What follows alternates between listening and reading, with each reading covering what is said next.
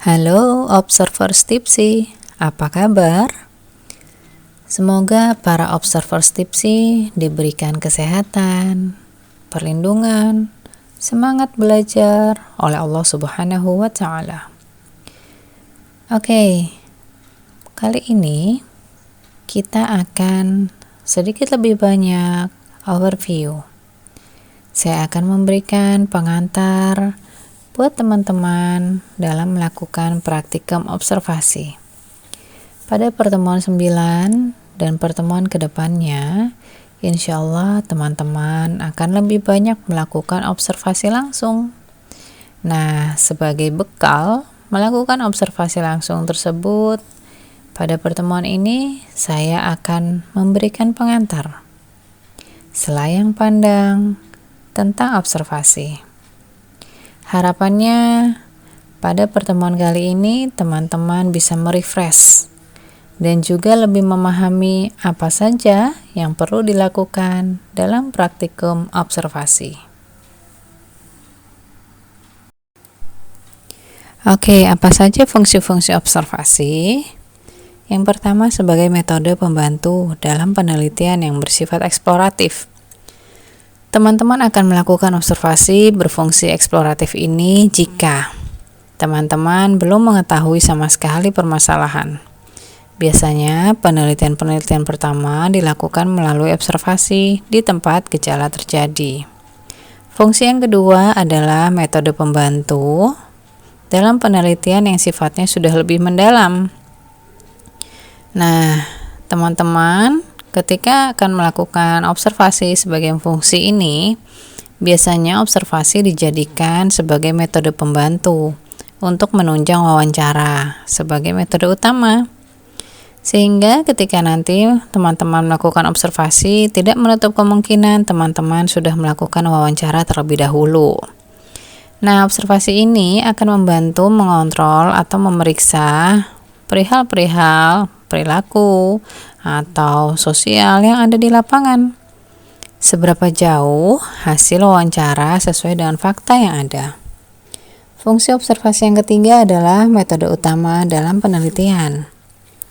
Nah, contohnya ketika teman-teman melakukan observasi tentang tingkah laku bayi atau tingkah laku hewan dengan menggunakan metode observasi.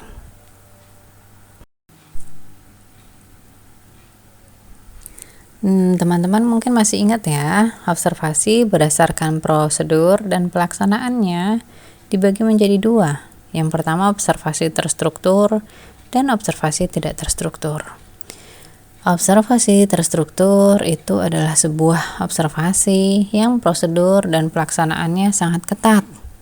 Biasanya dibantu dengan alat-alat yang sangat peka dan lembar observasinya digunakan dalam proses kontrol.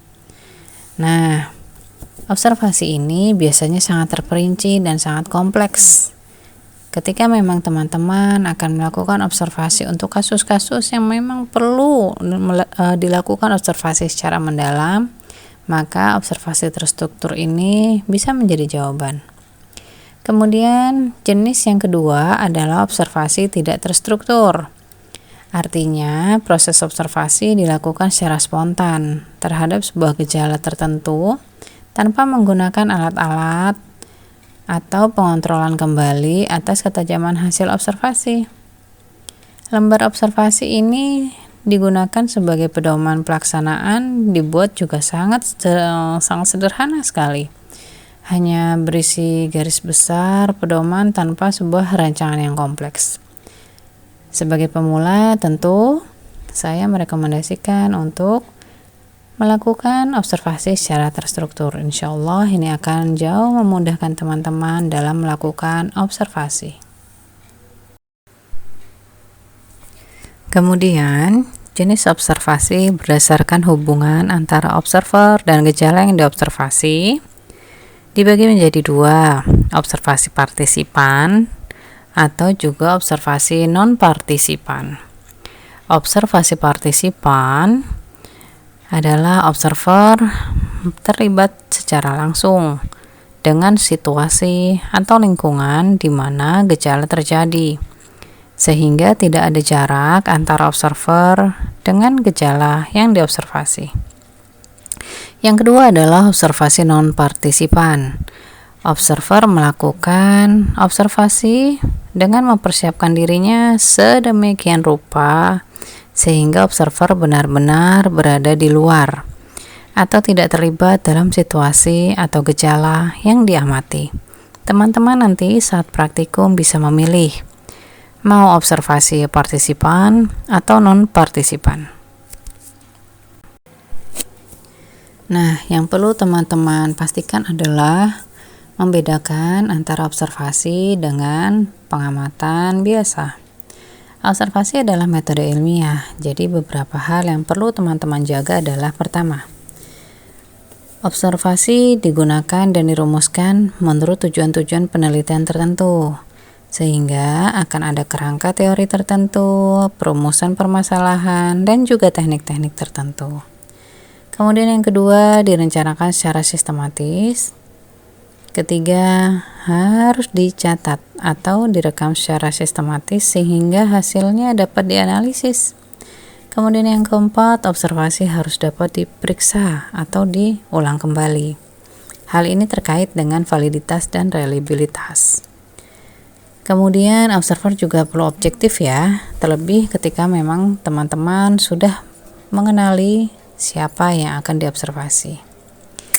Kemudian yang selanjutnya adalah observer harus dapat memisahkan antara fakta dan interpretasi atau penafsiran. Yang ketujuh, harus memiliki pengetahuan yang cukup tentang apa yang teman-teman observasi. Kemudian menentukan tujuan observasi berikut aspek-aspeknya, indikator-indikatornya. Dan yang terakhir, observer perlu memiliki kualitas pribadi seperti sabar, toleransi, menyenangi tugasnya saat observasi, bekerja dengan waktu yang sesuai dengan waktu observasi, kemudian mengatasi perasaan ketika memang sedang melakukan observasi, juga mampu menyesuaikan diri sesuai dengan kebutuhan observasi. Oke, dalam melakukan praktikum observasi tentu hal pertama dan utama adalah menentukan tujuan observasi. Tujuan observasi harus menggambarkan apa, siapa, di mana, kapan, dan bagaimana. Yuk coba kita bahas satu persatu. What atau apa? Apa yang akan diobservasi? Berkaitan dengan tingkah laku atau perilaku apa yang akan diamati atau diobservasi dan dicatat oleh observer. Tingkah laku yang diamati adalah yang bisa didengar, dilihat, dihitung, dan juga diukur. Nah, tingkah laku ini seperti yang teman-teman sudah pernah pelajari, terbagi menjadi dua. Tingkah laku verbal maupun non-verbal. Tingkah laku verbal adalah tingkah laku yang berupa ungkapan kata-kata. Sedangkan tingkah laku non-verbal adalah tingkah laku yang statis dan dinamis. Kemudian who, siapa yang akan diobservasi? Pasti teman-teman akan menentukan siapa yang akan diobservasi. Bagaimana mungkin kita melakukan observasi tapi tidak tahu siapa yang akan kita amati? Siapa yang akan diobservasi bisa seseorang, bisa lingkungan terdekat kita, atau bisa lingkungan pekerjaan. Siapa yang diobservasi bisa juga hewan, bisa juga personal, atau bisa juga kelompok tertentu. Tergantung teman-teman akan melakukan praktikum observasi kepada siapa. Kita beranjak ke where, di mana? di mana observasi akan berlangsung. Tentu hal ini berhubungan dengan derajat kontrol yang dilakukan observer dan situasi observasi atau settingannya. Di mana observasi akan berlangsung bisa paling tidak dalam 3 settingan.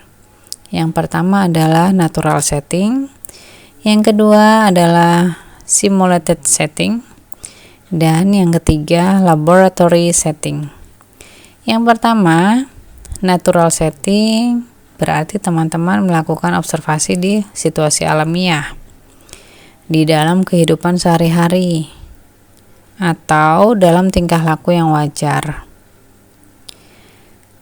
Pilihan settingan pertama ini misalnya teman-teman melakukan observasi untuk bayi, ya. Sehingga settingan observasinya tentu natural. Kemudian yang kedua adalah simulated setting, yaitu situasi bila seseorang mendapat sebuah stimulasi untuk menghasilkan respons tingkah laku tertentu, misalnya di situasi kerja atau situasi role play.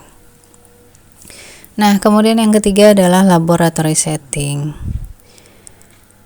Setting dalam observasi ini memiliki pengontrolan yang ketat. Observer bisa mengontrol segala stimulasi yang bisa mempengaruhi hal-hal apa saja yang akan diobservasi. Nah, laboratory setting ini perlu tempat. Salah satu contoh tempatnya adalah di kampus. Tentu dalam pelaksanaan tugas, teman-teman bisa menyesuaikan bagaimana kebutuhan teman-teman dan apa yang paling memungkinkan untuk dipilihnya di mana observasi yang akan teman-teman lakukan. Penentuan tujuan observasi selanjutnya adalah when. Waktu observasi dilakukan kapan dan waktu pencatatannya. Waktu observasi, teman-teman juga bisa menyesuaikan kebutuhan dan pilihan teman-teman saat praktikum observasi. Sedangkan waktu pencatatan paling tidak terbagi menjadi 2 jenis. Yang pertama, pencatatan langsung. Jadi, teman-teman langsung mencatat ketika perilaku nampak. Kemudian yang kedua adalah pencatatan recording, atau pencatatan yang dilakukan setelah observasi selesai. Nah, yang perlu diperhatikan dalam jenis pencatatan recording ini adalah kewaspadaan kita terhadap faktor lupa. Ketika memang teman-teman ingin mencatat lebih detail, maka pencatatan secara langsung lebih direkomendasikan. Kemudian how, atau bagaimana. Bagaimana perilaku akan teman-teman amati. Bagaimana ini berkaitan dengan cara pengambilan data. Teman-teman akan melakukan observasi dengan partisipan atau non-partisipan. Teman-teman akan melakukan observasi partisipan jika teman-teman turut serta langsung dalam kegiatan yang diamati. Mungkin teman-teman masih ingat, contohnya adalah teman-teman atau observer turut serta bermain dengan anak-anak yang sedang diobservasi, atau teman-teman sebagai observer ikut ambil peranan sebagai pegawai di sebuah perusahaan tempat teman-teman melakukan observasi. Nah, observasi partisipan ini dilakukan untuk memperoleh data tingkah laku yang wajar, tidak dibuat-buat, tidak dilandasi perasaan curiga atau perasaan sedang diamati. Sedangkan observasi non-partisipan, yaitu teman-teman selaku observer tidak ikut serta dalam kegiatan individu yang diobservasi. Teman-teman benar-benar berperan sebagai penonton, pengamat, dan pencatat tingkah laku yang sedang diobservasi. How ini akan menjadi pilihan teman-teman. Apakah akan menjadi observer partisipan atau non-partisipan. Silahkan teman-teman memilih. Baik teman-teman, saya akan melakukan overview secara umum, secara keseluruhan, apa saja yang bisa teman-teman lakukan dalam menyusun lembar observasi. Yang pertama adalah lakukan terlebih dahulu studi pendahuluan. Bagaimana caranya? Amati gejala tingkah laku, situasi perusahaan atau situasi rumah sesuai dengan tempat teman-teman akan melakukan observasi. Amati gejala-gejala yang identik dengan gejala-gejala yang akan teman-teman amati. Lalu, coba golongkan penampilan atau gejala perilaku yang nampak yang teman-teman lihat. Kemudian, tuangkan amatan gejala tersebut dan golongkan. Buatlah dalam sebuah lembar rekaman observasi dengan format tertentu. Sesuaikan dengan kebutuhan observasi, sehingga format-format yang akan teman-teman buat akan mempermudah teman-teman dalam melakukan observasi. Nah, tahap yang kedua yang teramat penting adalah tentukan tujuan observasi dengan jelas. Tujuan ini mencakup what, who, where, when, dan how. Ya. Tujuan-tujuan observasi ini telah dijelaskan pada slide sebelumnya. Kemudian jabarkan secara terperinci tujuan tersebut ke dalam elemen-elemen tingkah laku yang akan diobservasi. Setelah itu, rumuskan secara tajam kerangka teori yang akan menunjang penjabaran elemen-elemen tingkah laku yang akan teman-teman observasi. Setelah mendapat kerangka teori, tuangkan elemen-elemen tingkah laku ke dalam sebuah lembar rekaman observasi. Dan bagaimana teman-teman akan melakukan pencatatan. Tentukan metodenya, tentukan sistemnya. Lalu, bila hasil observasi yang akan dijadikan data kuantitatif, tentukan terlebih dahulu kriteria skor, elemen-elemen tingkah laku untuk analisis. Nah, selanjutnya tentukan kerangka analisis secara teoritis untuk membantu interpretasi hasil observasi. Teman-teman dalam praktek observasi ini akan berlatih melakukan interpretasi hasil observasi. Lalu, observasi dilakukan paling sedikit 2 orang observer dengan catatan waktu, tanggal, dan tempat kejadian observasi. Sehingga observasi berkelompok akan lebih direkomendasikan dibandingkan observasi yang dilakukan secara sendiri-sendiri. Nah, ini adalah contoh format. Sekali lagi hanya contoh, teman-teman bisa mengembangkannya sesuai dengan kebutuhan observasi teman-teman ya. Contoh formatnya yang pertama adalah dituliskan tujuan observasi. Tujuan observasi yang saya angkat sebagai contoh adalah mengetahui motivasi belajar mahasiswa saat belajar daring. Ya, saya buat indikatornya, kemudian saya tuliskan observasinya hari pertama, kedua, ketiga, dan keempat. Kemudian saya cantumkan keterangan dalam kolom paling sebelah kanan. Indikatornya ada hadir tepat waktu, merekam penjelasan dosen, aktif bertanya, aktif menjawab, mandiri dalam belajar. Mandiri dalam belajar ini sebenarnya bisa dipecah-pecah lagi, tapi saya jadikan satu. Nah, saya menggunakan sistem rating scale di sini. Seperti yang teman-teman bisa lihat, nomor 1 contohnya indikator hadir tepat waktu. Observasi pertama tanggal 20 Mei. Observi nampak hadir tepat waktu. Kemudian observasi kedua 21 Mei, ini contoh ya. Observi tidak hadir tepat waktu sehingga saya berikan tanda silang. Ini adalah contoh format bagaimana mencatat hasil observasi. Yang pastinya di dalamnya ada indikator, kemudian ada waktu observasi, dan juga saya bubuhkan keterangan. Selamat menyesuaikan format-format observasi. Sekali lagi, sesuaikan dengan kebutuhan teman-teman.